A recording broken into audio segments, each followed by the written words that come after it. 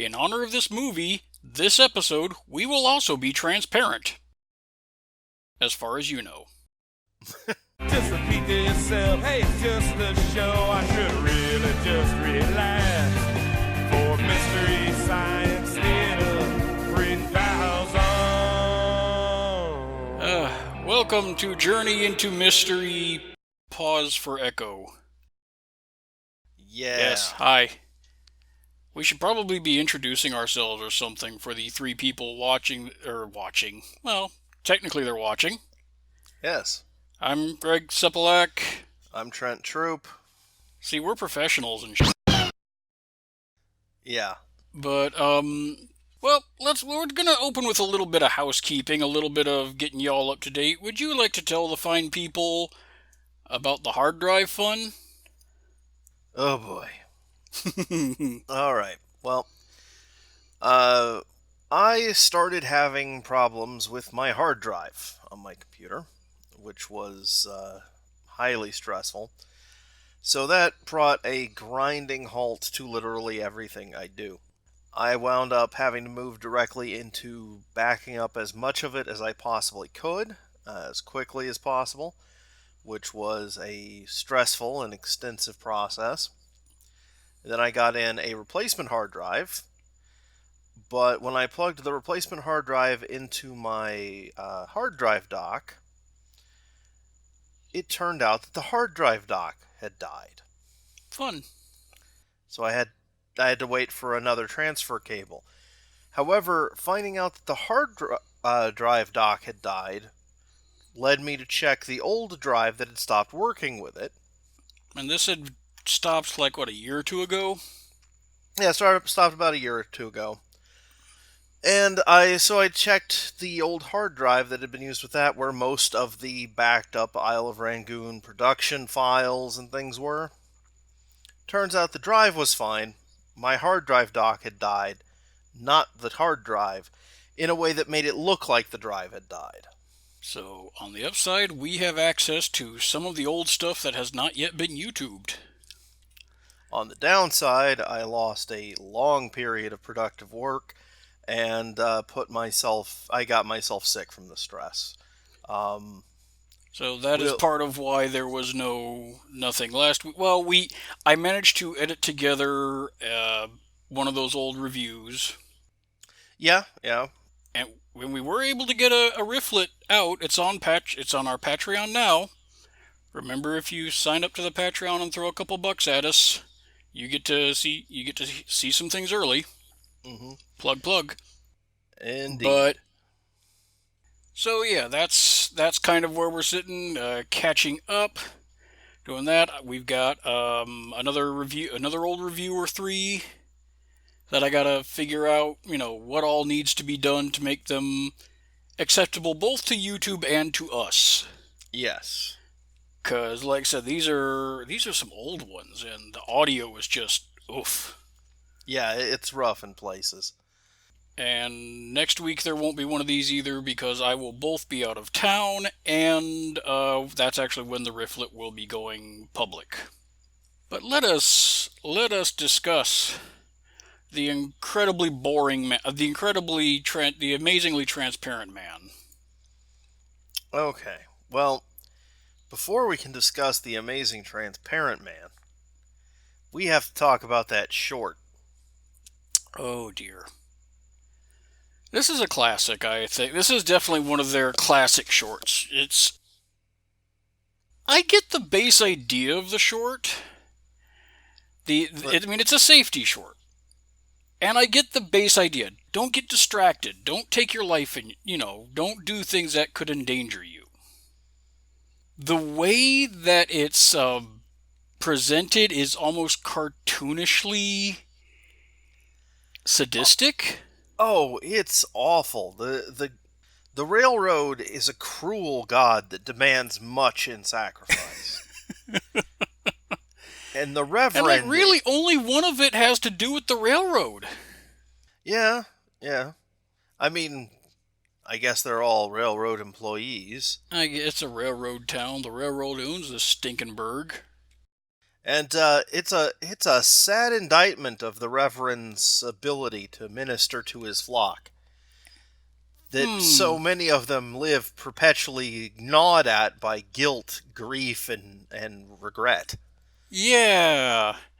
I mean, I love that short of the little girl on the steps who's clutching the teddy bear all sad, and the Reverend just kind of walks up and barely touches her top of her head twice and then walks away. Gee, Reverend, I don't stop and ask if she's okay or if she needs any help or just There, there.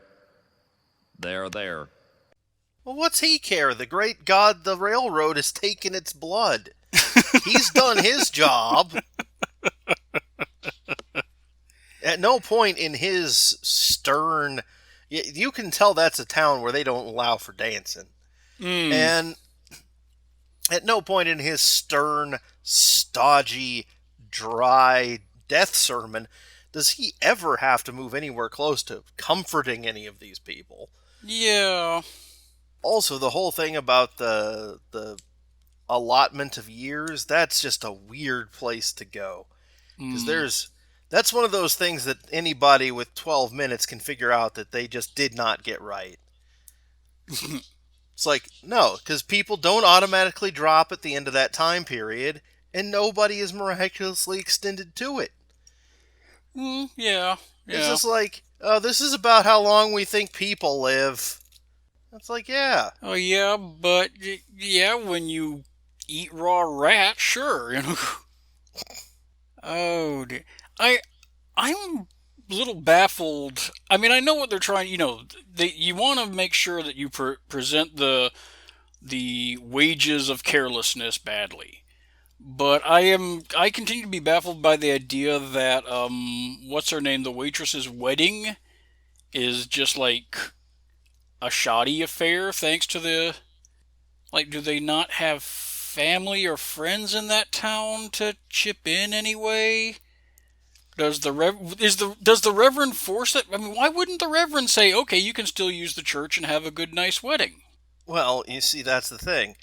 If there was a viable social safety net, they wouldn't Yeah, have to worry yeah, about that type of thing. mm-hmm, yeah, And I like that they imply that the accident has ensured that the husband will become distant, embittered, and likely an alcoholic. hmm. So, Well, but let's yeah, see. Well, I mean, would the neck brace stop him? I don't even know. I don't remember what he does at the railroad. I guess so. Doesn't oh, I really don't think seem to it's ever say. established. He drives the car. Yeah, there's stuff you could probably do that in the neck brace. I would think. Yeah, I think that the implication is that there were other things that were more difficult to do in the neck Hmm. brace. Obey the toaster. I could not have picked a creepier. I mean, just everything leading into her fantasy is creepy. Staring at the toaster in that distorted image. The Reverend. I was glad to be in her dream. Ugh. Yeah, that's not Freddy. Thank at you, all Reverend Freddy gross. Krueger. I was glad to be in her dream. Ugh. But yeah, the whole thing was deeply disturbing, and just I would like growing up. I would hear tales about the bloody like driver's ed films, and we of course never saw any of them. Oh, yeah. Yeah, Yeah, I never saw any Bloody Driver's Ed films. yeah, and it's just like, but this just it doesn't even like linger. It's not like it has the sheer visceral humanity of wanting to linger on the gore. That's a normal human reaction. No, Hmm. it wants to settle in for the recriminations and the regret The and bitterness and the the. bitterness, the devastation of the human spirit. And You slipped up for a moment and you're fucked. You bastard. How terrible. I didn't hate accidents enough. the reverend, again, going back to his inability to actually do anything about this, is like, well, I know that old man feels a great deal of regret for inadvertently orphaning that boy, but I won't counsel either of them or give them a moment's comfort. I I'll just won't. sit here in the middle of the street and stare at them both, blatantly and obviously. Well, yeah. I mean, how else is he going to get his jollies? He's clearly a sadist. Why else Yeah. would he stick around in Miseryburg, USA? As they grease the tracks with the blood of the innocent. All hail the railroad. Yeah, maybe if there was a decent social safety net and, Medicare for everybody, George wouldn't have felt he had to work through his heart attack. Oh yeah, yeah. Just a thought. No, it's clearly George's fault, Oh yeah. not the society we live in. If he took a half day, who knows what would have happened to him? Yeah, probably would have started a nuclear war. But yeah, it did, however, lead to the gentle pressure sketch, which was nice. Yeah, this is we are late into season 6, so we are near the end of the Comedy Central run, Hmm. and the sketches get a little weird. And it's clear that they had some money to burn because I seem to recall them burning more puppets lately. Because this is like the third time, maybe by this point, that Crow has been melted in some manner. Yeah, yeah, I really do. I really do like the setup that they have when Crow is like up on the cork board yeah, as a pinned butterfly. That's kind. It is kind of impressive the setups that they make throughout the show. yeah. Crow's terrified screaming is just wow. With Bill, it's his angry ah, but with Trace, it's the high pitched shrill shrieking Hmm. is absolutely hilarious. Also, speaking of, I had actually forgotten that this episode was the one with the llama. Oh yeah, that's one of the top 10 MST3K sketches. Is the llama sketch? It was fun because I had mentioned this to the girls and it was like the llama's like, you folks want to touch the llama, and Ramona gets this look like, I've never seen what that sketch was. She's seen the sketch, but she's never seen it in context. And I'm like, there's not much context, which is part. The Yeah. context doesn't help much, really. Oh. But Trace screaming, Mike with his big face just glaring at you, Frank and the old lady get up. Yep. I remember I was reading the episode guidebook, and they were saying that they had brought up the idea of putting Frank in drag before, and he was always very resistant to it. But as soon as Auntie McFrank, putting him in the old lady wimple and stuff, he was like, "Oh hell yeah!" I want you to write something cute and funny. Try one of my dry, flavorless brick-like butter cookies. Just nibbling the edge. Yeah. Yeah, by this point, Frank had. I mean, it's sad that he's about to leave, but by this point, he had really come into like being a comedic actor Yeah. Yeah. because he's screaming better. He's just really putting it in there. It's because like really early Frank, he was very reserved and it was clear he was holding back. Right. And God, there Squanto must have made quite the impression on the zeitgeist of 1990 whatever. I am Um convinced that this is just one of those sketches, like where you or I get a bug up our butt. And I am convinced that that's what this is. Somebody on the writing team just saw ads for Squanto way too much. And they really got a bug up their ass about it. And I can't say I blame them. We've done yeah, this too. yeah, no, And then just it's wrote a sketch about it. And I I had to look up some stuff about Squanto. okay. I did some research. We don't know what the budget is for this one. I looked up Box Office Mojo. The budget is unknown, but it only made about 3 million, Wow. and only one of that was on its opening weekend. Would you like to know what else was opening that weekend? What else was opening that weekend? Well, let's see. Amusingly, The Road to Wellville, which was also listed in that sketch, Hmm. which did better than Squanto. Squanto opened at 14, at slot 14 for the weekend box office. Dang. Do you want to know what both opened that weekend and was number one for that weekend? Yes, tell me. Stargate. Oh dear. Oh, yes. Stargate, like, opened at 16 mil? Okay, here's what we have for this weekend. For the weekend Squanto, A Warrior's Tale opened up. Here's just some of the notable movies that were in theaters that weekend. Stargate. Pulp Fiction was at number 2 in its third week. The Specialist. Wes Craven's New Nightmare. Forrest Gump was still at spot 9 after 17 weeks. The Shawshank Redemption. Quiz Show was just under Squanto's. Radioland Murders, Bullets Over Broadway, Clerks was still in there. Oh yeah, that was right in the middle of that little like 90s film renaissance. Yeah.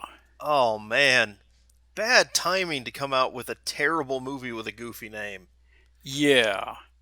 Like I said, it opened at 14 and there's like 13 movies ahead of it that were still, most of them had pretty severe drops, like 30 to 40% drops in their take from the previous week. But still, it just got shellacked.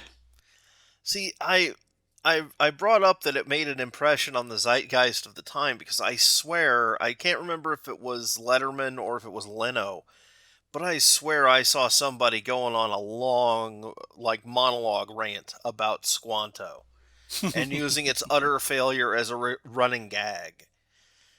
Um, Yeah, it let's see. Squanto currently holds a 60% rating on Rotten Tomatoes, but that's only based on 10 reviews. But still, that should say something. That only 10 people bothered to review it. yeah. Fun fact about the actual Squanto. He was apparently there when the Pilgrims landed and helped make contact. And the first thing he asked them is if he could get some beer in I bet you English. that wasn't in the Disney-produced movie. Yeah, probably not. Like literally, the first question he asked, because he had previous contact and had actually been to Europe apparently, Hmm. and made his way back, so he knew English. And so when they land, he's like, "Hey, you guys got some beer?" Because it's what he didn't have on hand. Well, yeah. Let's finish up our sketch run here. I do just want to generally comment that in late Comedy Central, Crow is getting very weird.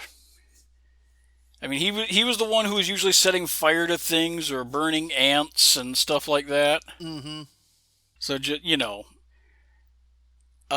but I I don't know what they were going for with the organ sketch. Where Mike does the little salsa number, and then I'm not even sure what Oh he's yeah, trying. that one. I'm not sure what was behind that. No, Um, I mean I get the general joke because they've done it several times where Mike just decides to play something while he's all alone. right. Or just like I'm gonna go be Kenny G. Mm-hmm. I get that he's occasionally slips, but I don't even know what they're referencing there. I will say it's a pretty nice quick edit that they did, so you don't even notice that it's only like it's impossibly quick for him to put on that wig and cape in the time he's down behind the organ. Mm-hmm. But if you know what they were going for, folks, please tell us in the comments because I'll be damned if I know what he was trying to be. It's like seems vaguely Phantom of the Opera-ish, except he doesn't have the mask or. Yeah. And there was the reference to Anne Boleyn. I mean, I'm a cultural know-nothing, I'll admit this. But I'd like to hope that there was something I could pick up even just by general cultural osmosis, just, Hmm. random stuff. But hey, also, nice table flip by Frank at the end. Yes. So let us discuss the amazing padded movie. Well, I think the most transparent thing in this film was that they were working with a very small budget. Mm-hmm. 'Cause this thing is an hour long, and they have to stretch to get an hour. Well, it's mostly angry drunk people yelling at each other. They're not even really yelling. They're just kind of they're gruffing at each other.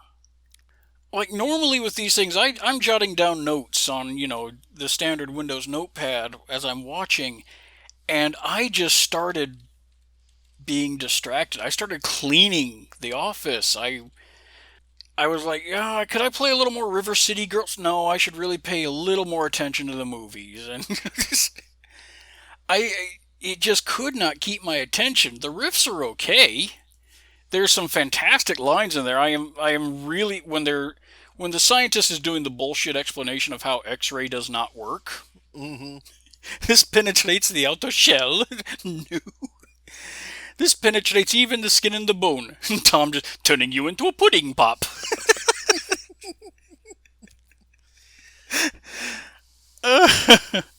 And oh god, Crow's The Amazing Transparent Trap. Oh, ow. Oh, that is a bad pun. And he Yeah. should feel bad and proud. Yeah. This movie could not keep my attention. Like I said, the riffs are pretty solid, but they are. This is a movie that, if this had been like 3-ish seasons earlier, you couldn't get me to watch this again. Oh, yeah. No, that This takes people at the top of their game to become watchable. I do think it's funny that they I know why they went with that theme for this. And it's the same reason that there's a fight with invisible monsters in Ator. It's because or in cave dwellers specifically. It's because you can do it with no budget. Mm-hmm. And it's like most of the invisibility effects are managed with a piano wire, Yeah. and the rest of it is a crossfade. I feel like there was a certain amount of, like actually cutting out film going on because when I've already forgotten the dude's name. It's the transparent man's name. Faust. Faust, yes. How could I forget that? Because Yeah. this movie's boring, that's how. Like when Faust is reappearing and disappearing, they just kind of like cut out his suit. Mm-hmm. I'm wondering if they had kind of an early chroma key thing going, or. Probably something like that. Yeah. Yeah, his name is Joey Faust, and he takes a questionable deal with someone offering him power. Uh, And he's working for Major Paul Krenner, who is played by James Griffith and is the weaseliest man that ever weaseled. you mentioned the actor's name. Have they been in something else that we should recognize or give a shit about? Well, let's see. I'm on the Internet Movie Database right now.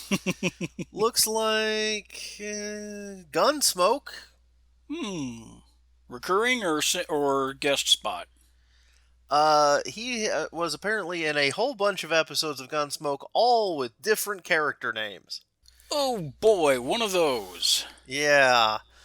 Let's see. Same thing on Bonanza. Oh, this guy was a Western bit player. And he was in 4 episodes of Perry Mason. Huh. One time named Jake, one time named Jack.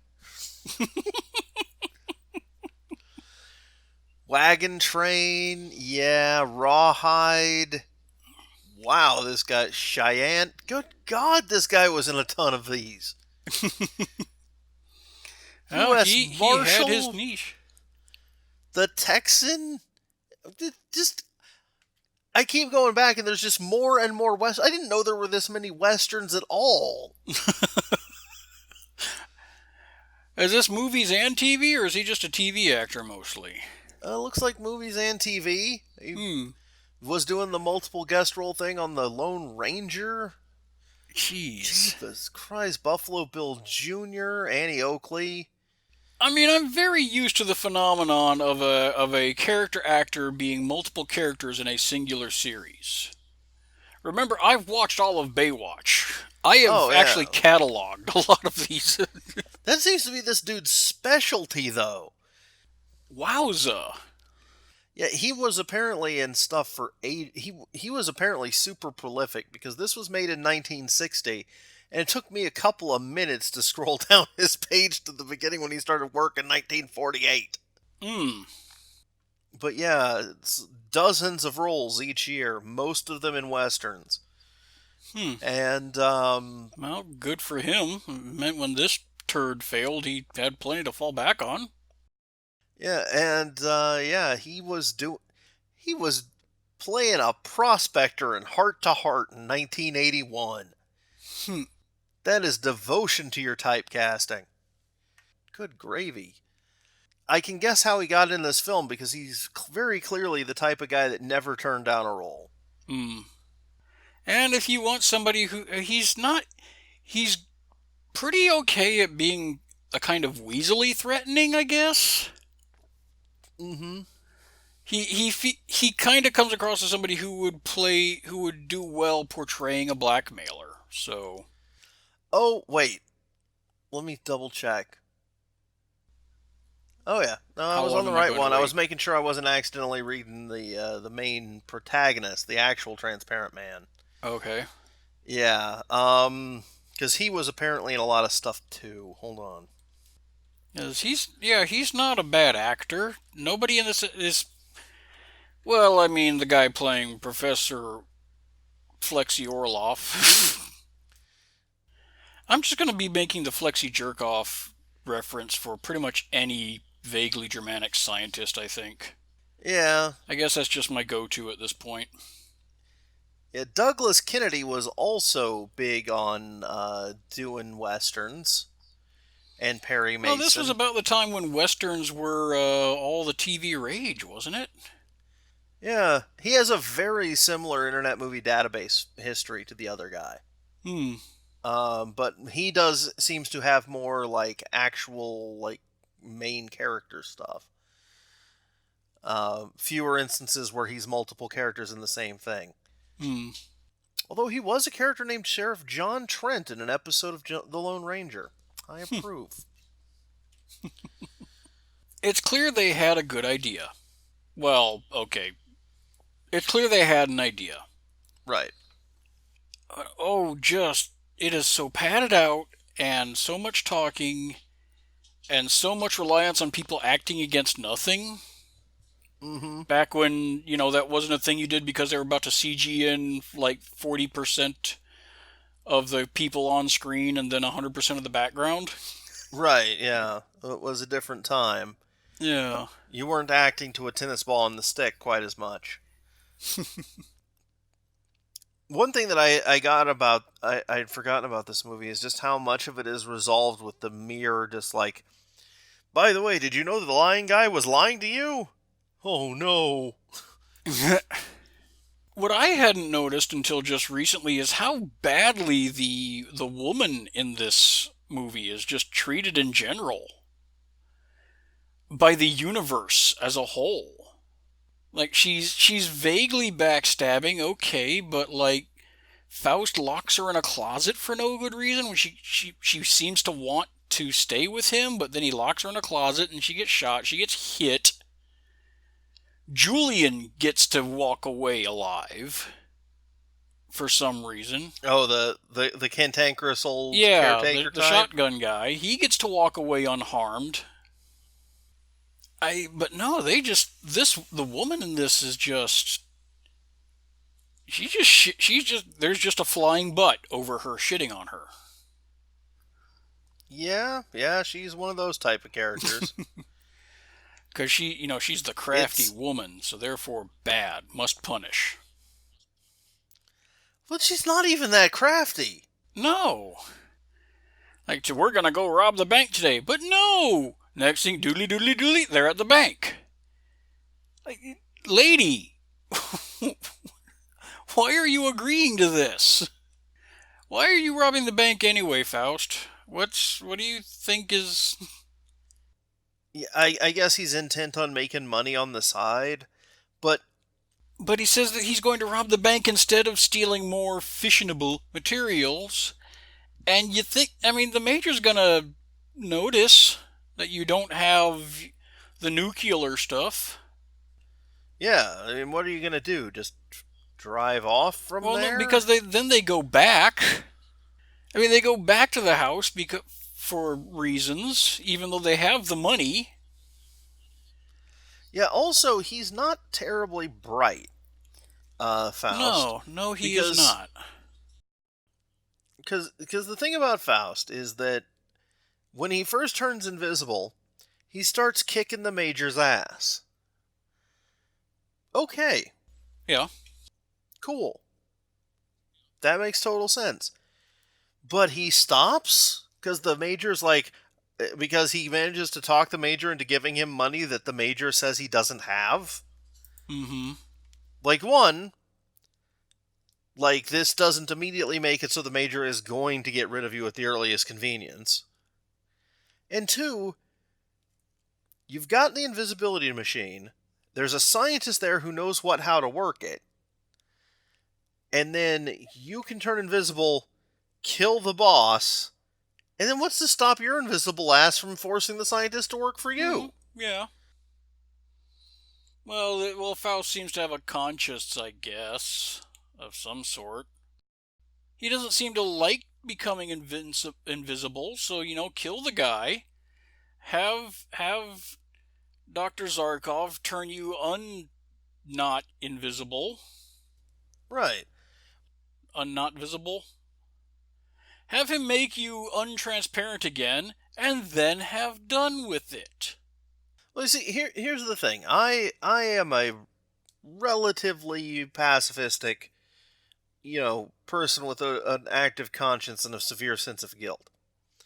However, if I had been in a situation where I had been kidnapped out of prison, basically, dragged off to this place, cornered by a clear madman, and told, you're going to work for me, or I'm going to kill you and turn you in for the reward money. The general's dead. Yeah. Like, the first moment he turns his back on me, he's a goner. Yeah. Pretty much. I mean, there's being a good person, and then there's being a sap. And Yeah, just killing the general would have solved all loads of problems. You could have had the guy turn you on. I mean, let's face it. He wants to go rob a bank now. It's like, well, that's not really gonna. You don't like being invisible. You don't like being under the radiation machine. You only do it because he's basically forcing you to. Just go on the run again. You were quite happy running away without an invisible plan. that, and the moment that you find out, I mean, even if he comes around liking the invisibility thing, Mm-hmm. if he sees some utility in it, you've got yourself an in as soon as you find out that, oh, the old man's got his daughter there, and she's being held captive. One, that means that the general is just a mega jerk, Mm-hmm. because he's holding an innocent child hostage to control her father. Yeah. And two, it means that if you do anything, you can do whatever you want to the head honcho, and the scientist is not going to blink. Yeah, pretty much. And it's not like, I mean, if you're invisible, so you can take care of Julian if you need to, too. Yeah, I mean, yeah, you might. Julian at that point had seemed relatively loyal, but he's just kind of a slow-witted dude with a gun, and you're invisible. You don't even need to kill, you just cold cock him. Yeah, he's got a glass jaw. Mm-hmm. So it's just real simple. It's like, okay, get rid of this general guy because he's clearly dangerous to you. And he's talking about an invisible army to sell to whoever is willing to pay. That's probably not good for you, no matter what. Yeah, it's not good for anybody's business. Bank robbers don't do well when the money collapses because the world's been conquered by an invisible army. Mm-hmm. And then it's just like, okay, lady can go off and do whatever. Cold cock the guard. Scientists can go die because we know he. That's a. Again, there are cuts to this movie, despite it being only an hour long, but they're also really tiny cuts. All at the commercial breaks, again.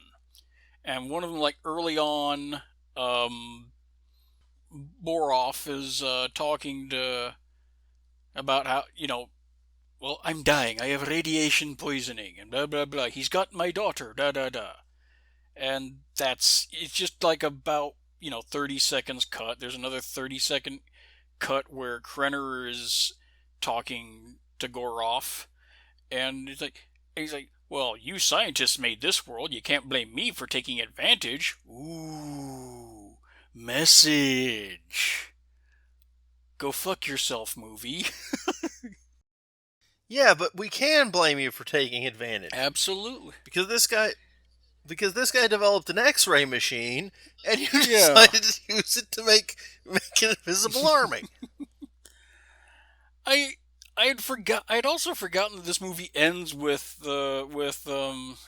Bornoff breaking the fourth wall and going, what would you do, right to the camera. And at that point I'm just like, well, oh, fuck off, movie. I'll be yours. Quit trying to be deep. Don't even. And what would you do in what circumstance? I can see why they went with that final sketch where, like, would you have an invisible army or blow up a chunk of Texas? Because just... so dumb. just grasping desperately for pathos or any reason to get people to interact with your movie. And I was through with science. Through with science? Who's ever through with science? But this could mean big advances in the field of science. In the field of invisiology. The field of invisiology. Invisibimanologists. And yeah, so maybe you can't turn living creatures invisible permanently without killing them. Clearly had no trouble turning his clothes invisible. Yeah. Well, you see, it penetrated the outer shell. But this goes deeper to penetrate the flesh and bone. Mm-hmm. That's how that works. X-rays actively make the thing that actively make your skin transparent. That's how X-rays work. Yeah, right? I think they got their idea of how X-rays work from Looney Tunes.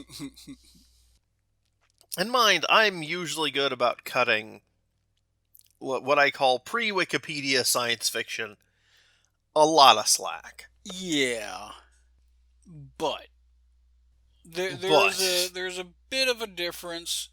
I mean, I'll even say there is a bit of a difference between the bad science of carbon dating tells you specifically what year something was created in, and X-rays actively make your skin transparent. Mm-hmm. Oh, yeah.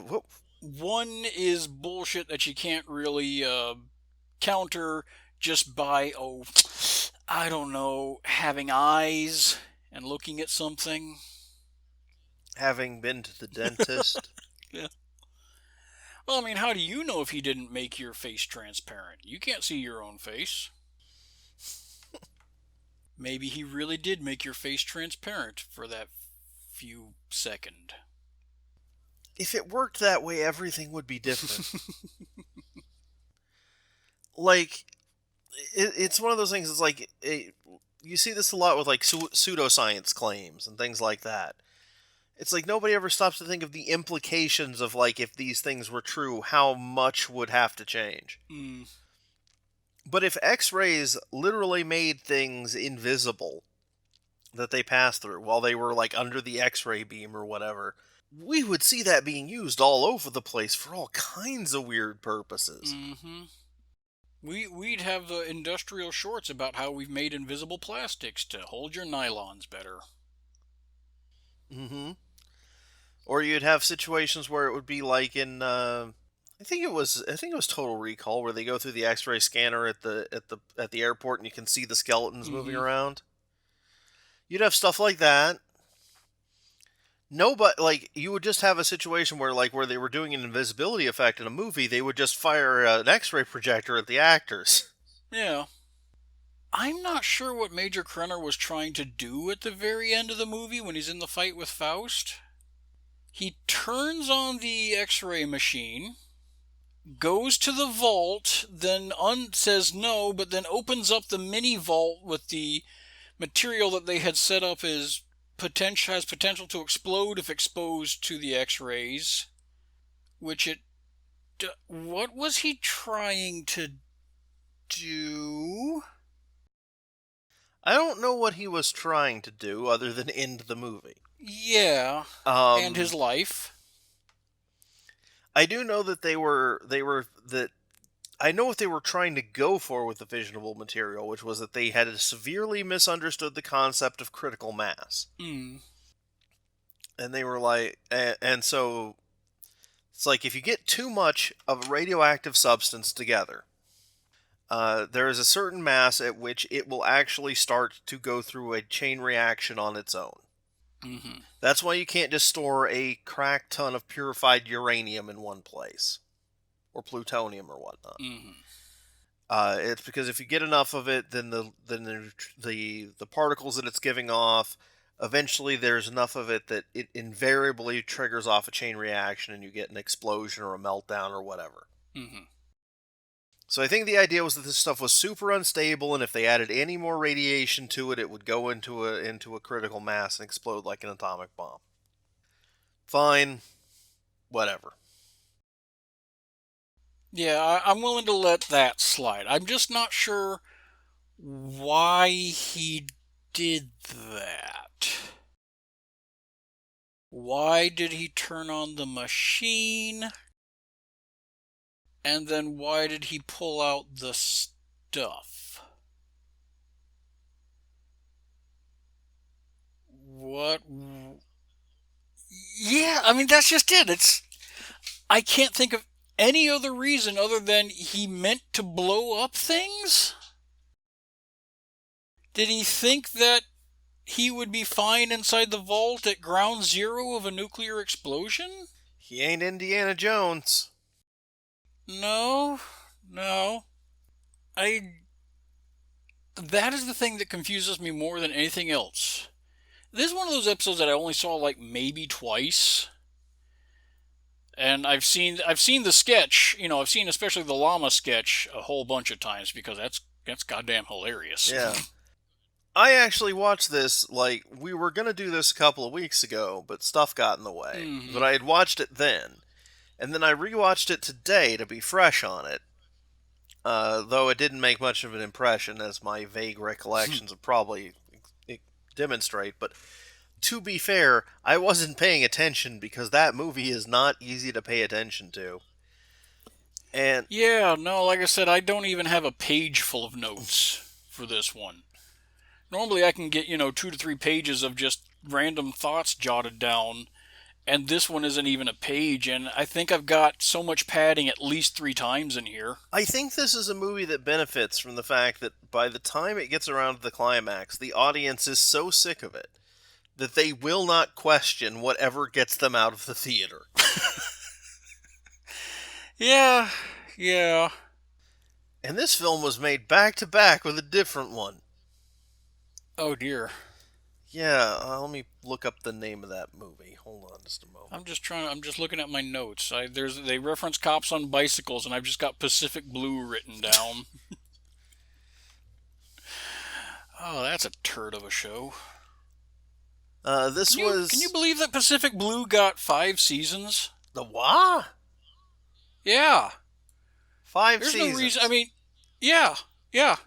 I don't know.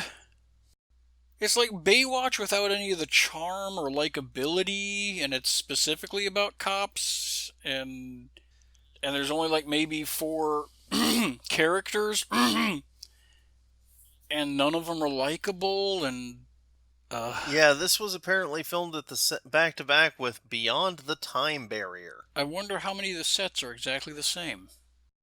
I have to look that one up. Yeah, this one actually sounds like it might have been where most of the money went because they do say that there was a dystopian underground city in the sum up of it. Huh. So that means they must have at least had a matte painting.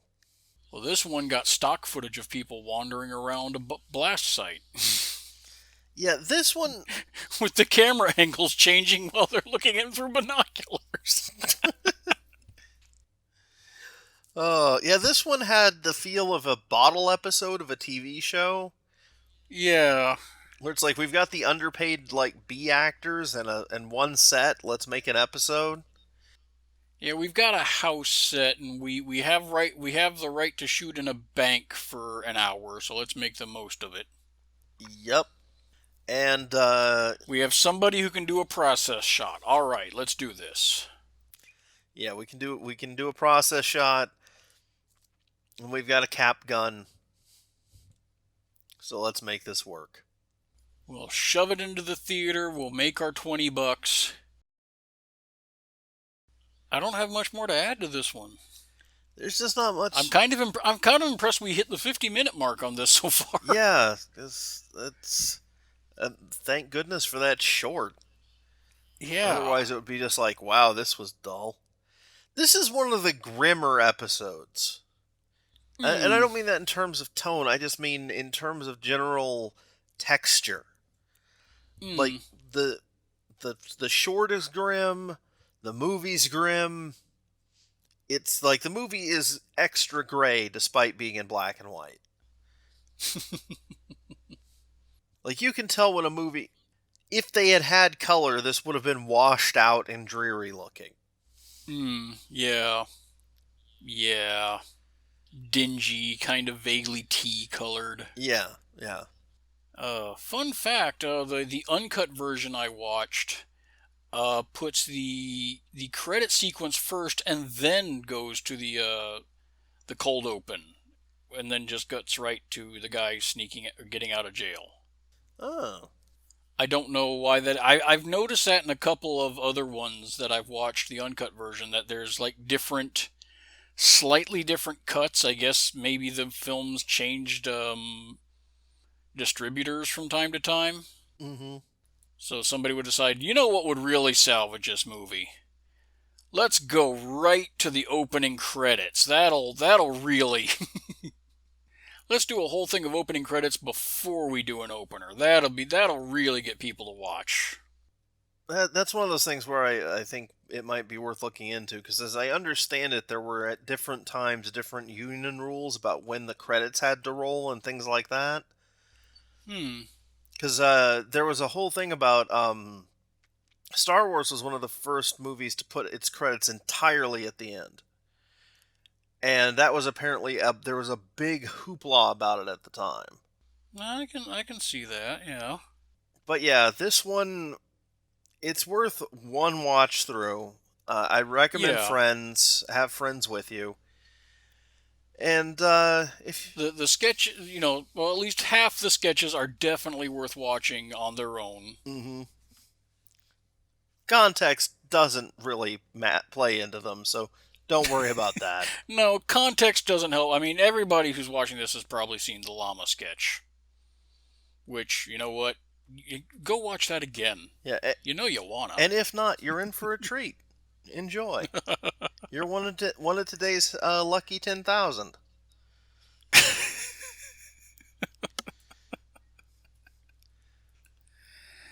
Oh yeah, that's pretty much it. Kind of not a great, towards the ender, but at least it's not the last episode of season 6. So it's not like they're ending on kind of a. Yep. Well, everybody. It's been fun. I'm Trent. And I'm Greg, and we'll have some brand new schlock for you this coming weekend. Enjoy. Well, I'm in Arizona again, baking. Yes. I looked at the weather forecast. It's gonna be 107. Oh, man. It's mid-September. It should not be 107 degrees out. It's been 95 every day this week here in Oklahoma. God, yeah, we've been in the 90s again. Just 700% humidity.